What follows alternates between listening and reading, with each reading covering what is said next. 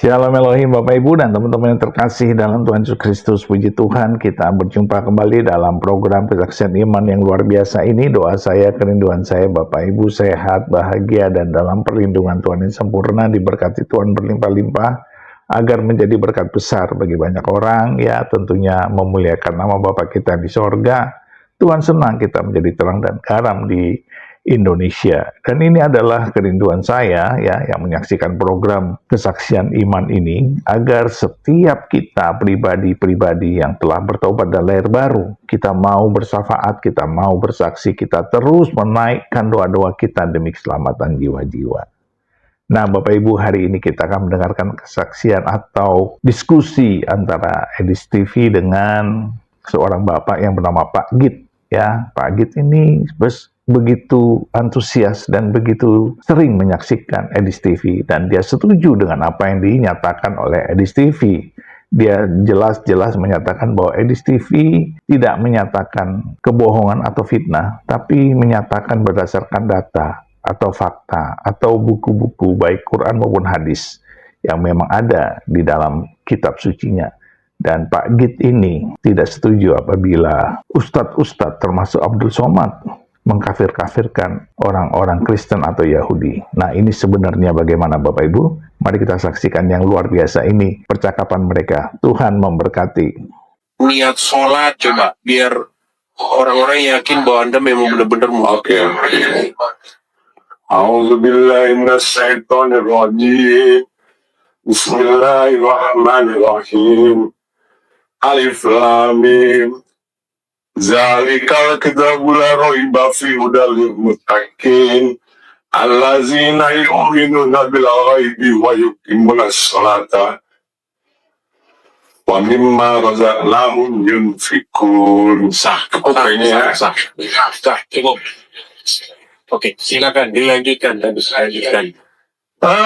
Sebelumnya saya berterima kasih, artinya supaya umat Islam ini juga beredukasi, artinya mau mengkritik apa yang ada di kitabnya, tidak percaya saja begitu sepenuhnya.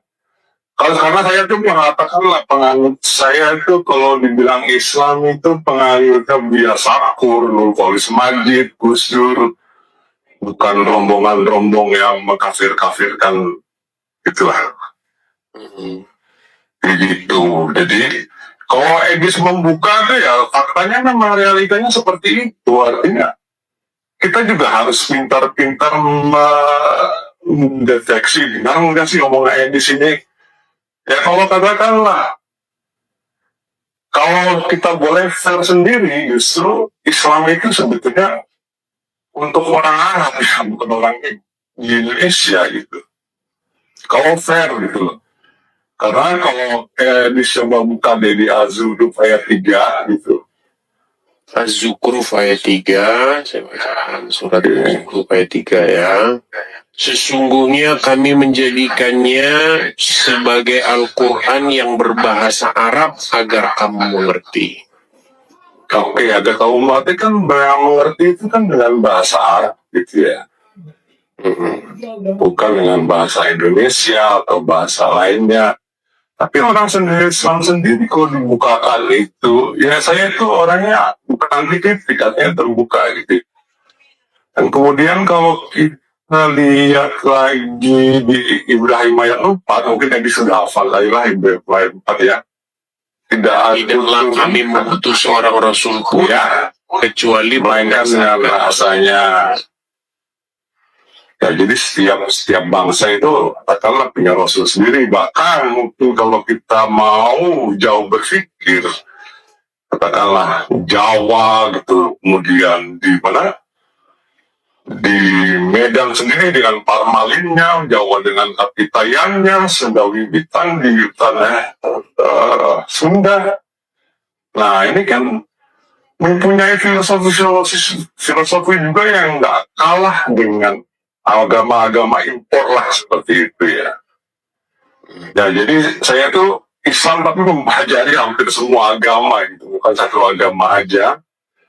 Bahkan kalau boleh dibilang saya itu kalau boleh dianggap fair lah nih, kalau belak-belakan malah asiknya Buddha ya, asik ya. Dia nggak ada konsep tentang ketuhanan lah di Buddha ini. Tadi saya lihat ada membahas mengenai yang Muhammad menikahi Aisyah. Coba itu dilanjutkan dulu tuh gimana? Ya secara fikih Islam pada saat itu ya memang diperbolehkan gitu ya, itu kan Anda sudah buka sendiri, kemudian tentang perbudakan sendiri gitu ya di Al-Mu'min 56 gitu ya. Al-Mu'min 5 dan 6 itu artinya sudah dicontohkan sendiri bahwa Nabi Muhammad gitu ya mempunyai budak, lupa saya namanya siapa ya. Maksudnya tidak perlu menikah dan boleh menggauli gitu loh ya, di Al-Mu'min 5 ayat 6 itu. Al-Mu'min 5 6 gitu ya. Dan ini harus saya kritikan terhadap orang yang mau berpikir sehat lah gitu. Artinya jangan marah, mau buka datanya dulu. Saya tuh sering miris gitu, naik ke atas marah-marahin ya, termasuk ini melaporkan gitu loh. Ini termasuk miris gitu. Mengapa sebegitunya gitu. Sedangkan dulu kalau kita lihat data zaman dulu ya sebelum Zakir naik ya. Ya sah-sah aja yang dilakukan. Ini bukan saya membela Kristen, bukan. Makanya saya tuh kalau mengaku Islam disuka dibilang misionaris. Bahkan ibu saya tuh Aceh Sotok gitu. Kalau boleh dikatakan keluarga ibu tuh waduh, nah gitu Islamnya. Jadi Anda selama menonton channel saya, Anda dapati bahwa yang saya katakan itu adalah benar gitu ya. Ya, maksudnya Egis tidak mengambil data yang dibuat-buat, entah itu dari Muslim atau dari ayat. Kalau soal mereka bilang, wah itu kan tafsirmu lah. Memang tafsir harus bagaimana gitu. Contoh aja kita tafsirkan tadi ya. Saya tadi pagi sempat buka koma juga tentang peradaban Islam yang mundur. Kenapa sih Islam ini mundur gitu loh? Dulu Islam itu pernah punya yang namanya apa itu Golden Age lah istilahnya di zaman Harun al-Rasyid itu ya, di zaman Ibnu Sina, kemudian di zaman Al-Khawarizmi. Nah di situ Islam ini Golden Age banget gitu loh. Dia mau menerima logikanya dari Aristoteles dan diterapkan di Baghdad hingga Baghdad menjadi epicentrum dari kegiatan ekonomi dan kegiatan ilmuwan di situ. Jadi termasuk penemuan angka nol, kemudian penemuan aritmetik dan aljabar. Ini kan orang Islam, tapi kenapa Islam itu mundur gitu ya? Jawabannya ya macam-macam lah. Tapi kalau saya lebih berpendapat setelah zaman itu, zamannya Al-Ghazali. Kita tahu kan Al-Ghazali dia lebih ke apa-apa itu tentang dibalikan ke Allah, apa-apa dibalikan Allah. Akhirnya orang Islam itu tergeser dengan ilmu pengetahuan, meninggalkan ilmu pengetahuan yang kita lihat sekarang. Edis bisa lihat sendiri ya, yang kita pakai sekarang lah, atau mobil, motor, handphone, nggak ada kontribusinya dari orang Islam. Jadi orang Islam hanya memanfaatkan saja itu. Jangan keras-keras. Enggak. Iya. Jadi saya itu adalah sebuah realita ya. Itu sebuah realita. Bahkan si guru gembul itu kan mengatakan bahwa memang agama Islam ini sudah mundur begitu. Ya peradaban Islam itu mundur gitu ya.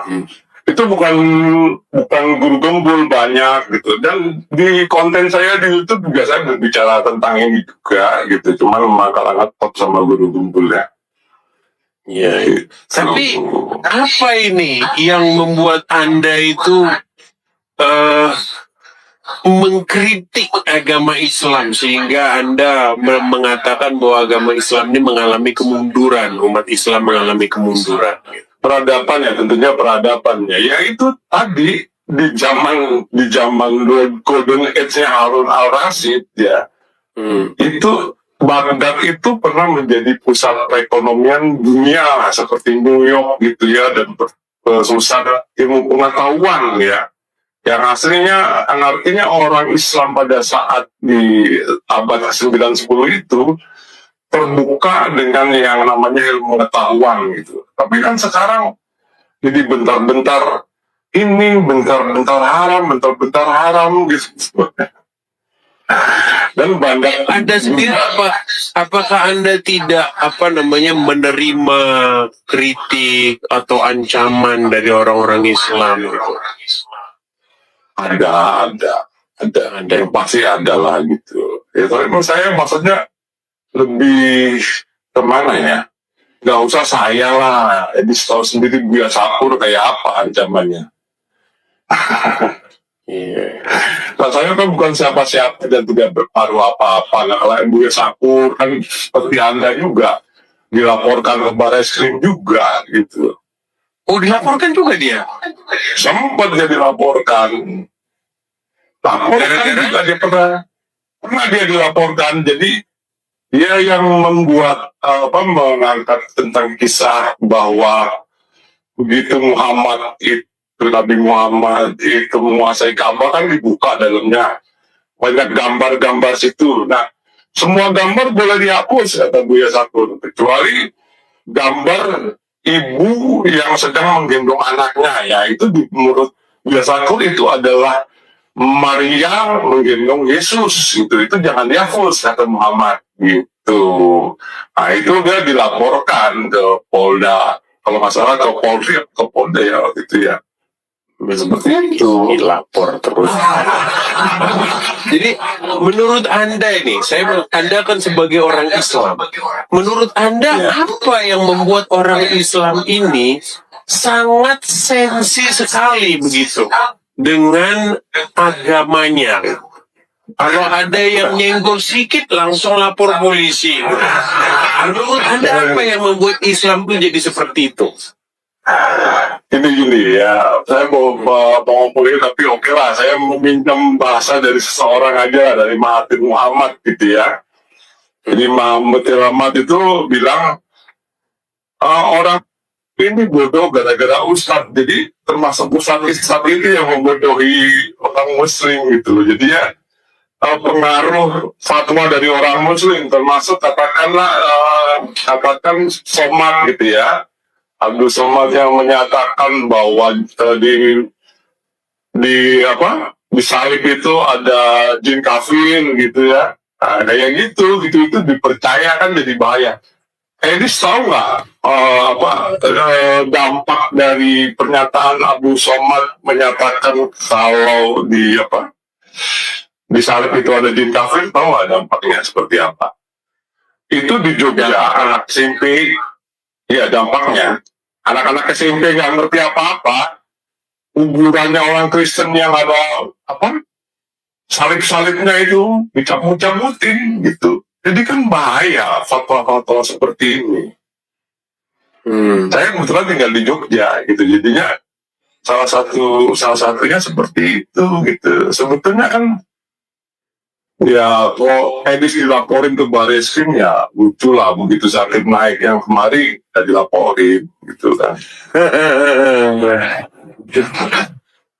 Iya, makanya saya bilang ya. Jadi memang faktanya memang seperti itu. Kalau ada orang Islam bahas agama Kristen, itu namanya dakwah, itu namanya syiar agama, itu kan iman kami.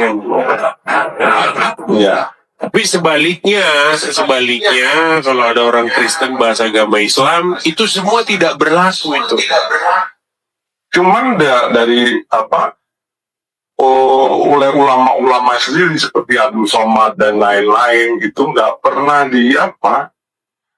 diangkat gitu, termasuk gampangnya mengkafir-kafirkan gitu. Kafir itu kan sebetulnya kalau kita baca history of God ya itu adalah maknanya bukan kafir non muslim, dia lebih kata tertutup ya, yang artinya kemudian muslim ini karena kafirannya muslim sendiri gitu loh.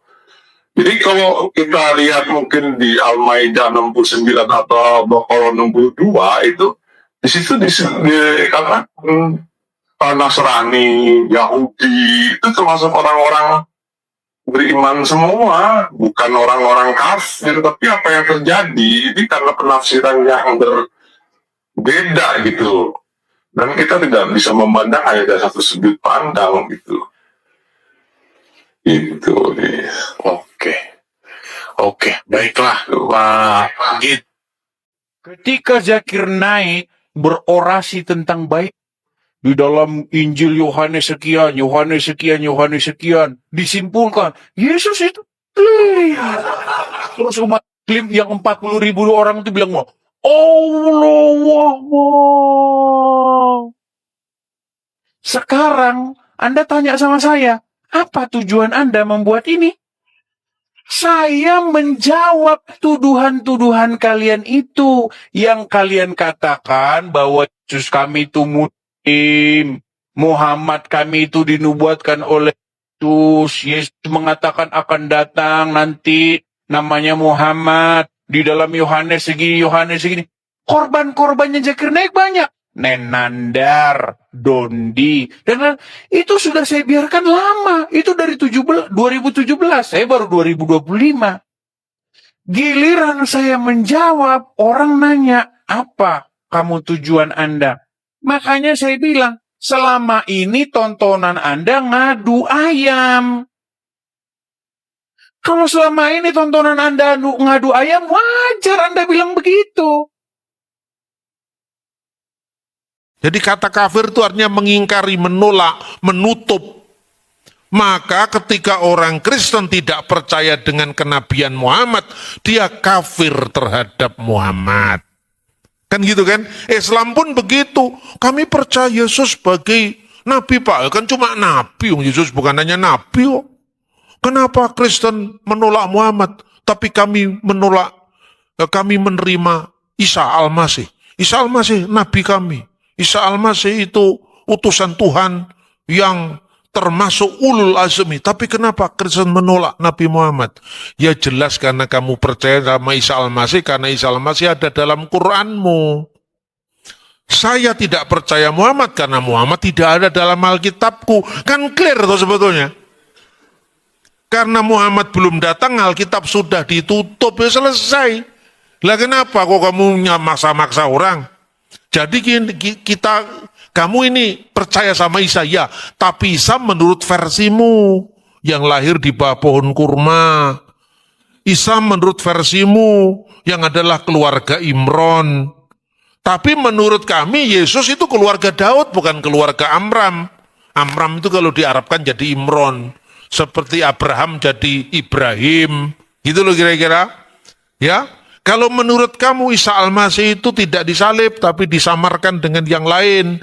Tapi menurut saya, bukan hanya menurut saya, menurut sejarah Yesus pasti disalib. Tanpa membaca Injil pun Yesus pasti disalib. Itu Yesus yang kami imani. Namun dia tidak mati selama-lamanya. Dia bangkit kembali pada hari ketiga. Itulah Yesus saya. Beda dengan Isa Al-Masih versi Islam. Tapi bukan kata Isa loh. Puji Tuhan, puji Tuhan, puji Tuhan, puji Tuhan, ya, percakapan yang luar biasa, dan kita melihat bagaimana penjelasan daripada Pak Bambang Nursena, ya, Romo Bambang Nursena, Abuna Bambang Nursena, yang begitu lugas, gamblang, dan jelas tentang maksud arti kafir itu bagaimana. Dan ini adalah sebuah pembahasan atau diskusi yang sangat mencerdaskan, dan saya percaya Bapak Ibu dan teman-teman semua kita semakin dalam untuk memahami agama kita, semakin kita mengasihi Tuhan, semakin kita berakar, bertumbuh, dan berbuah yang lebat di dalam Tuhan, karena kita semakin kuat dalam iman kita. Dan tetaplah percaya, teruslah semangat di dalam Tuhan, dan teruslah bersaksi mengasihi, berdoa, bersafaat, memberkati bangsa ini, agar bangsa ini dilawat Tuhan. Karena bangsa ini tidak baik-baik saja, bangsa ini lagi butuh lawatan Tuhan, agar mengalami revival. Ya, banyak jiwa yang kosong hatinya. Dan kita menyaksikan hari ini, Pak Git begitu terbuka dengan penjelasan Edis TV. Tetaplah setia, tetaplah semangat, teruslah di dalam Tuhan, sebab Tuhan mengasihi kita dan selalu beserta kita, bahkan memberkati kita dengan limpahnya. Di dalam nama Bapa dan Anak dan Roh Kudus, Di dalam nama Tuhan Yesus Kristus. Haleluya, haleluya, haleluya, haleluya. Amin, amin, amin, amin, amin, amin.